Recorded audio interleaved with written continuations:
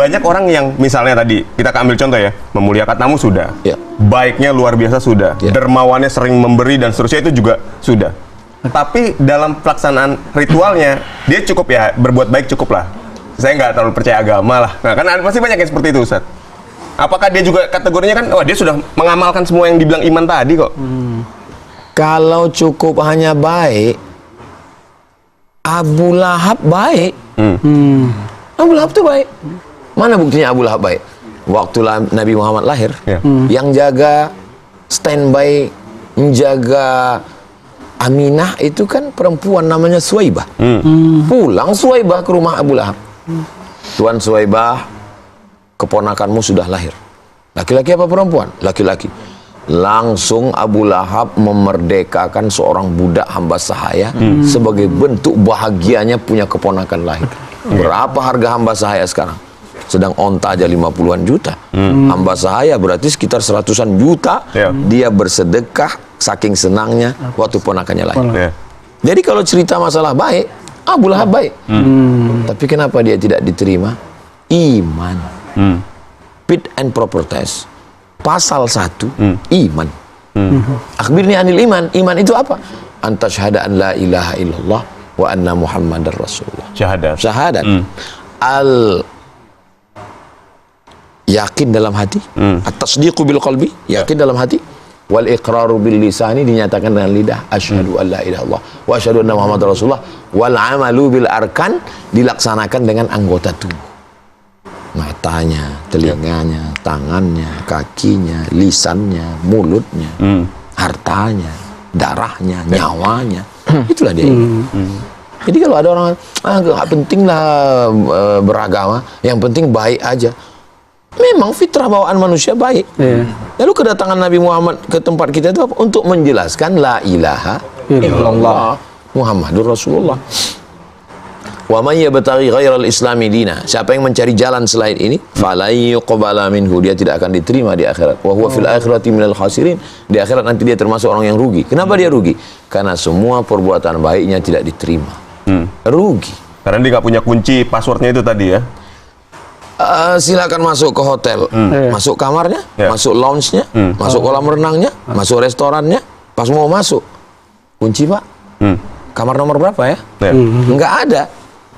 Nggak penting kuliah, yang penting orangnya pintar.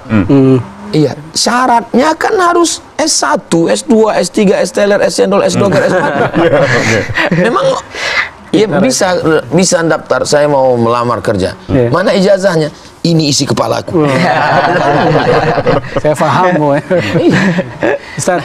Berarti buat membedakan nih, kalau misalkan tadi Islam targetnya menjadi akhlak mulia, sedangkan kalau kita dalam keseharian atau di profesi itu kan ada namanya etika, Ustaz. Di masyarakat umum, di global itu mereka mengenalnya etika bisnis, etika profesi. Itu pembedakannya gimana, Ustaz? Etika disusun kelompok tertentu untuk masyarakat tertentu pada waktu tertentu. Etik namanya. Kode etik jurnalistik. Kode etik penyiaran. Kode etik pengacara. Disusun orang tertentu untuk waktu tertentu pada waktu tertentu. Bapak nomor berapa kursinya? Mau minum apa?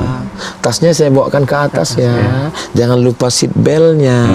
Begitu pesawat landing di airport, nggak mau tahu kita kaget tadi kok ramah banget. Karena etika berlaku untuk waktu tertentu di tempat tertentu. Kamu wajib ramah di pesawat, di airport nggak perlu ramah lagi. Sedangkan akhlak tidak disusun tertentu, yang menyusunnya Allah. Tidak untuk waktu tertentu, unlimited. Makanya kalau ada mahasiswa yang sangat baik ke dosennya di kampus, ketemu di mall, masih dosennya bingung. Ini kayak pernah ketemu. Di mana ya? Padahal mahasiswi dia. Berarti ini mahasiswi beretika, tapi tidak berakhlak. Kode etik mahasiswa itu. Kode etik mahasiswa. Iya, dia buat sendiri untuk waktu tertentu di tempat tertentu. Kalau akhlak tidak, akhlak itu umum. Nah, untuk menyelaraskannya gimana, Ustaz? Antara sesuatu yang tadi sifatnya ritual tadi dengan akhlak yang berdampak yang bisa kita lihat. Supaya selaras ini gimana? Artinya ada dampak dari apa yang kita lakukan secara iman ibadah tadi dengan dampak dan hasilnya. Akhlak, pembiasaan diri melakukan perbuatan baik yang sampai pada masanya orang melakukan perbuatan baik tanpa mikir-mikir dulu. Menjadi suatu spontanitas. Kalau masih mikir, belum akhlak. Sudah terinternalisasi lah itu. Begitu mau nyebrang, langsung aja. Ada nenek itu nggak mikir dulu. Tapi jangan begitu nyebrang langsung rupanya bini orang. Jangan. Pikirkan juga ada. Tapi kalau masih mikir-mikir lagi, berarti belum akhlak. Malakatun, suatu dalam diri manusia, tahmilu sahibaha, yang membuat orang yang memiliki itu untuk berbuat kebaikan, min ghairi fikrin wala rawiyatin, tanpa proses mikir-mikir lagi. Karena sudah menjadi spontanitas berbuat baik. Kita pun heran, kok baik banget bapak itu ya. Karena dia sudah berakhlak. Tapi prosesnya itu kan memerlukan waktu yang panjang. Dari mulai kecil. Kalau pepatah orang Melayu tempat kami, dari kecil terlonjak-lonjak, sudah besar terbawa-bawa, sudah tua terubah tidak. Jadi dari proses kecil itu, ketika bersedekah orang tiba-tiba spontan aja ambil langsung apa? Pokoknya dari kecil sudah dibiasakan. Bapaknya kalau mau sedekah nitip ke anaknya, langsung aja. Begitu juga ketika dia dapat rezeki, dia beli nasi, dia kumpul sama orang, dia nampak orang susah langsung spontanitas karena sudah menjadi akhlak. Nah, kita sinkronkanlah ini antara ritual ibadah kita ini, ditambah lagi dengan pelajaran-pelajaran.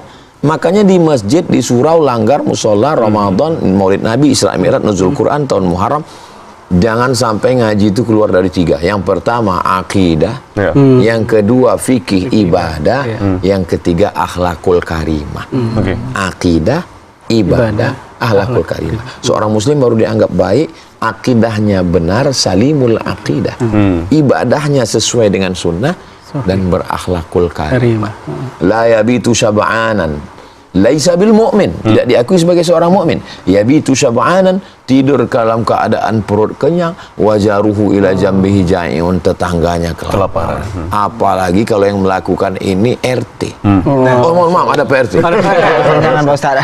Berarti kalau memang dari kecil dilatih, dibentuk akhlak yang baik sampai besarnya dan dengan lingkungannya yang kondusif, berarti itu mirip juga dengan budaya dong Ustaz ya. Akhirnya membentuk budaya. Kayak contoh misalkan di Jepang, kalau kita ke Singapura kan semuanya tertib rapih dan itu bukan hanya 1-2 orang. Gak ada orang yang buang sembarangan misalnya. Sama dia sendiri yang malu itu kan. Bisa nggak misalkan akhlakul karimah itu juga terbentuk menjadi sebuah budaya?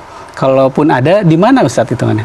Sebelum ulama datang ke Nusantara, nenek moyang kita sudah berakhlak. Ngambil uang ketika diberikan uang sisa dari pembeli, ngambilnya kita pakai tangan kanan kan, dan memberikan juga tangan kanan. Orang Mesir enggak, orang Mesir pakai tangan kiri. Karena itu nggak diatur dalam Islam. Yang diatur itu makan, makan pakai tangan kanan, minum pakai tangan kanan. Tapi kalau ngambil uang dan mengembalikan boleh kiri.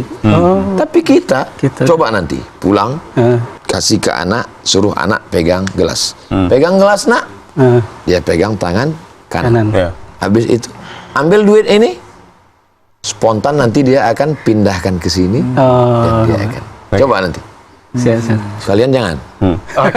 Kami digebuk. Belum ada anak. Tolong pegangkan gelas papa. Dia pegang tangan kanan. Habis itu nggak berapa lama kasih dia duit. Ini untuk jajan kamu ya. Nggak bakalan dia ambil tangan kiri. Dia akan pindahkan ke sini, baru dia ambil tangan kiri. Kenapa? Spontan.